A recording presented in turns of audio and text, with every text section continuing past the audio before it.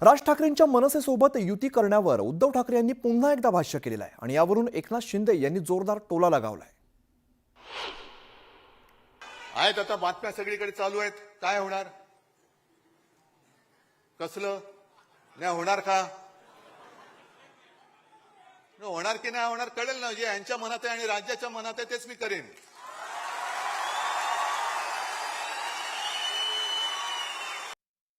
हिंदुत्व आणि मराठी माणसाशी विश्वासघात केल्यामुळे आपण पाहताय किती आगतिक झालेत, किती उतावेळ झालेत, किती लाचार झालेत।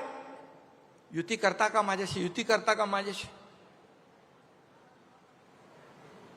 माणसाचे दिवस, माणसाची परिस्थिती कधी बदलेल हे सांगू शकत नाही, परंतु जेव्हा सत्तेमध्ये असतो आपण त्यावेळेस सगळ्याला कसपटा समान समजणारे आज त्यांची काय अवस्था झाली आहे। तर उद्धव ठाकरे आणि एकनाथ शिंदेंनी एकमेकांच्या मेळाव्यावरून सडकून टीका केली आहे। पैसे फेकून जमवलेली माणसं नाहीयेत, विचार अंगामध्ये भिनवून कट्टर हिंदुत्वनिष्ठ महाराष्ट्र धर्म पाळणारे हे शिवसैनिक आहेत। ठीक आहे, आजच्या सुद्धा आपल्या वर्धापन दिनावरती भाजपची काही पाळलेली बेडकं ही डराडोरा करतील। आज दुसराही कुठेतरी एक मेळावा सुरू आहे, पण मी तुम्हाला सांगतो इथं हा मेळावा बाळासाहेबांच्या विचारांचा आहे आणि दुसरा सत्तेसाठी झालेल्या लाचारांचा आहे। हा फरक आहे, हा फरक आहे। गद्दारांनो, हिम्मत असेल तर अंगावर या, कम ऑन किल मी असं आव्हान उद्धव ठाकरे यांनी आपल्या भाषणातून दिलेलं आहे। तर यावरती एकनाथ शिंदे यांनी सुद्धा प्रत्युत्तर दिलंय, बघूया। त्याचा आम्ही या गद्दारांच्या समोर उभा आहे आणि सांगतोय त्यांना आम्ही कम ऑन किल मी। असेल हिम्मत तर या अंगावर, फक्त अंगावर येणार असाल तर एक गोष्ट नक्की करा। अमिताभ बच्चनचा तो पिक्चर होता ना, अँब्युलन्स घेऊन यायचा, तसा अंगावर माझ्या येणार असेल तर अँब्युलन्स घेऊन यायची, कारण येताना सरळ याल, जाताना आडवे होऊन जाल। भाषणात म्हणाले मेळाव्यामध्ये come on kill me, come on kill me. English picture बघून आले असतं वाटतं, पण मला एकच सांगायचं आहे, मरे हुए को क्या मारना है। अरे महाराष्ट्रातल्या जनतेने विधानसभात तुमचा मुर्दा पाडलेलाच आहे। अँब्युलन्स घेऊन या, अँब्युलन्स मधून परत जाल, म्हणजे तुम्हाला आम्ही फटके देऊ, तुम्ही परत जाल। पण नुसताच नुसताच करून शोर मनगटात येत नाही जोर, हे लक्षात ठेवा। आणि पुण्यामधून एक बातमी समोर येते। पुण्यातील खडकवासला धरणातून रात्री उशिरा 15,000 क्युसेक पाण्याचा विसर्ग करण्यात आलेला आहे। खडकवासला धरण साखळी क्षेत्रामध्ये पावसाची संततधार सुरू आहे आणि काल रात्री उशिरा मुळामुठा नदीपात्रात पाण्याचा विसर्ग करण्यात आलेला आहे। 15,000 क्युसेक पाण्याचा विसर्ग करण्यात आल्यामुळे नदीपात्राच्या रस्त्यावरती मोठ्या प्रमाणात पाणी साचलंय आणि मुळामुठा नदीपात्राच्या रस्त्यावर पाणी आलेलं असून नदीपात्रातील रस्ता वाहतुकीसाठी बंद करण्यात आलेला आहे। भिडेपूल परिसरात रस्त्यावरती पाणी आल्यामुळे वाहतूक बंद करण्यात आली।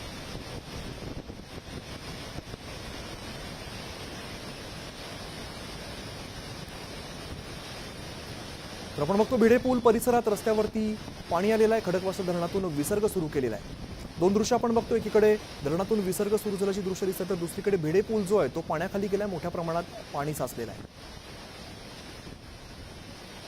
पुण्यातील खडकवासला धरणातून रात्री उशिरा 15,000 क्युसेक इतका पाण्याचा विसर्ग करण्यात आलेला आहे। खडकवासला धरण साखळी क्षेत्रात पावसाची संततधार सुरू आहे आणि काल रात्री उशिरा मुळामुठा नदीपात्रात पाण्याचा हा विसर्ग करण्यात आलेला आहे।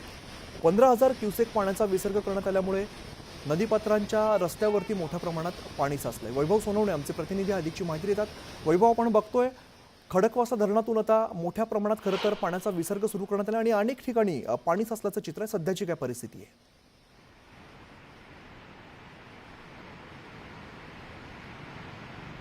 काल रात्री खडकवासला धरणातून जवळपास 15,000 क्युसेकचा विसर्ग जो आहे तो सुरू करण्यात आला. दिवसभर काल जवळपास 20 तास घाटमाथ्यावरती आणि शहरामध्ये सुद्धा अत्यंत मुसळधार पाऊस जो आहे तो पडलेला होता आणि त्याचा परिणाम म्हणून काल दुपारच्या सत्रामध्ये 2,000 क्युसेकनं विसर्गाला सुरुवात करण्यात आली. यंदाच्या मोसमातला हा पहिला विसर्ग आहे. रात्री 9:30 वाजेपर्यंत हा विसर्ग वाढवत नेऊन साधारणपणे 15,000 क्युसेकवर नेण्यात आलेला होता. त्याची दृश्य आपण पाहतोय. अत्यंत नयनरम्य आणि मनोहारी हे दृश्य दिसतं. सगळ्यांनाच ते आकर्षित सुद्धा करतं. मात्र त्याच्याबरोबर येते ती अत्यंत महत्त्वाची जबाबदारी. याचं कारण पाटबंधारे विभागाकडून, आपत्ती नियोजन विभागाकडून सगळ्यांकडून सूचना देण्यात आलेल्या आहेत नागरिकांना. नदीपात्रामध्ये नदीच्या लगत जीविताच्या रक्षणासाठी कुणीही जाऊ नये किंवा जी मालमत्ता असेल ती मालमत्ता नदीच्या पात्रातनं तातडीनं हलवावी अशा पद्धतीच्या सूचना ज्या आहेत त्या कालच देण्यात आलेल्या होत्या. तरीसुद्धा काही अतिउत्साही नागरिक जे आहेत ते या पात्राच्या भोवती येताना जाताना दिसतात किंवा पाण्याचा आनंद लुटायसाठी पात्रात जाण्याचा प्रयत्न करतात. मात्र हा प्रवाह जो आहे तो बघितल्यानंतर त्याची शक्ती जी आहे ती आपल्या लक्षात येते. या सगळ्या पार्श्वभूमीवरती घाटमाथ्यावरती आज सुद्धा पाऊस जो आहे तो हलक्या स्वरूपाचा पाऊस सुरू आहे. शहरामध्ये मात्र सकाळपासून ऊन पडलेलं आहे. पाऊस जो आहे तो पूर्णतः बंद आहे आणि त्या सगळ्या पार्श्वभूमीवरती आता विसर्ग जो आहे तो कायम ठेवण्यात येतो का हे पाहणं महत्त्वाचं ठरणार आहे. गेल्या कित्येक वर्षात इतक्या लवकर खडकवासला धरणातून विसर्ग जो आहे तो इतक्या मोठ्या प्रमाणावर करण्यात आलेला नव्हता. खडकवासल्याच्या धरण साखळीमध्ये जी चारही धरणं आहेत, खडकवासला, वरसगाव, टेमघर आणि पानशेत, या चारही धरणांची मिळून जवळपास 27 TMC पाणी साठवण्याची क्षमता आहे. मात्र जे पाटबंधारे विभागाचं नियोजन असतं पावसाच्या 4 महिन्यांमध्ये साधारणपणे जुलै महिन्याच्या शेवटापर्यंत ही धरणं जी आहेत ती बऱ्यापैकी कशी भरतील हे पाहिलं जातं. खडकवासला धरण जे या साखळीतलं शेवटचं धरण आहे आणि जिथून सगळ्यात मोठा विसर्ग जो आहे तो नदीमध्ये केला जातो. त्याची क्षमता मात्र छोटी आहे.